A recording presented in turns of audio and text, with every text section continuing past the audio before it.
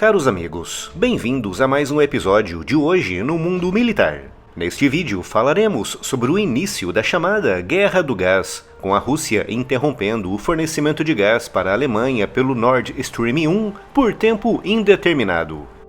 A MUVON cuida de todas as etapas do processo de registro de marcas, desde a busca prévia até o acompanhamento no INPI. Com mais de 700 clientes no último ano, a MUVON é reconhecida pelo seu atendimento e agilidade. O canal Hoje no Mundo Militar foi registrado pela MUVON. Os links e os meios de contato estão aqui na descrição. Logo após a invasão russa da Ucrânia, no dia 24 de fevereiro de 2022, muitos países, com destaque para os Estados Unidos, Reino Unido, Japão, Austrália e também blocos inteiros de países como a União Europeia, apressaram-se em aprovar e aplicar sanções econômicas e comerciais contra a Rússia. Medidas que, de acordo com aqueles países, tinham por objetivo punir a Rússia pela invasão da sua vizinha Ucrânia.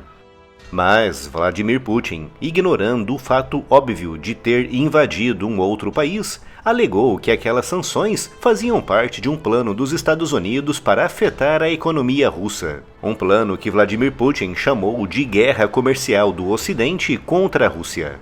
Como resultado disso, os russos começaram aos poucos a sinalizar que em algum momento cortariam o fornecimento de gás para a Europa.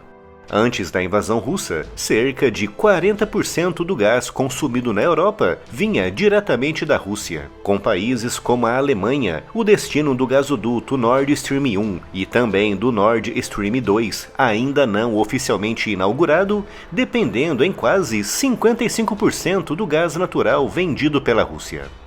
Para países como a Alemanha e Itália, um corte inesperado e completo no fornecimento de gás russo poderia ser desastroso para suas economias. Mas apesar desse risco, a Rússia disse por diversas vezes que não usaria o seu gás natural como arma para pressionar aqueles países, com autoridades russas como Dmitry Peskov, o porta-voz do Kremlin, garantindo que a Rússia manteria os contratos de gás inalterados e que as entregas seriam feitas conforme aqueles contratos. No entanto, a partir de abril e principalmente maio, a Rússia, alegando que o Ocidente estava realizando uma guerra comercial, começou a fazer alterações unilaterais nos seus contratos de gás, passando a exigir pagamentos em moeda russa e não mais em dólares ou em euros. E pouco tempo depois, a Rússia começou a realizar interrupções não programadas por alguns gasodutos, com destaque para o Nord Stream 1,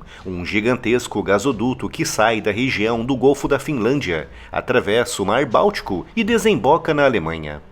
Para os russos, o motivo principal para essas interrupções era o atraso no fornecimento de uma nova turbina que tinha sido enviada para manutenção no Canadá. Mas, mesmo com a turbina pronta para ser entregue, a Rússia passou a alegar outros motivos para essas interrupções. E nesta segunda-feira, dia 5 de setembro, a Rússia alegou que o motivo para uma nova interrupção tinha sido o derramamento de óleo de uma turbina. No entanto, poucas horas depois, Dmitry Peskov veio a público dizer os reais motivos, anunciando que aquele gasoduto permanecerá desligado até que todas as sanções contra a Rússia sejam levantadas, com Peskov garantindo no seu comunicado que afinal nunca houve nenhum problema técnico com o gasoduto. Ou seja, nesta segunda-feira, dia 5 de setembro, a Rússia iniciou oficialmente e formalmente a Guerra do Gás, atrelando a interrupção do fornecimento de gás russo para a Europa às sanções impostas por aquelas nações em resposta à invasão russa da Ucrânia. Desde o início da invasão russa, a Europa já diminuiu muito a participação do gás russo na sua matriz energética, reduzindo de mais de 40% antes da guerra para apenas 15% agora em setembro, 6 meses após o início da invasão. No entanto, alguns setores específicos de alguns países, como por exemplo a Alemanha e Itália, ainda dependem do gás russo, com alguns setores industriais daqueles países chegando a um nível de dependência de quase 25%, o que significa que essa interrupção afetará muito alguns setores e levará a um aumento no preço do gás, tanto industrial como para uso doméstico.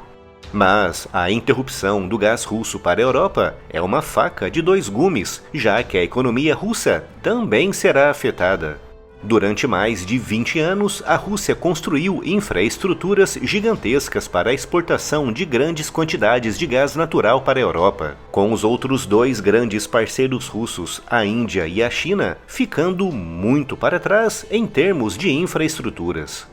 A China é o único grande mercado para onde a Rússia pode exportar o seu gás natural por via terrestre. No entanto, neste momento, os russos conseguem exportar para a China, por essa via, menos de 20% da quantidade de gás possível de ser exportada para a Europa. E além disso, esses ditos parceiros da Rússia estão exigindo descontos de até 40% face ao valor que os europeus pagavam.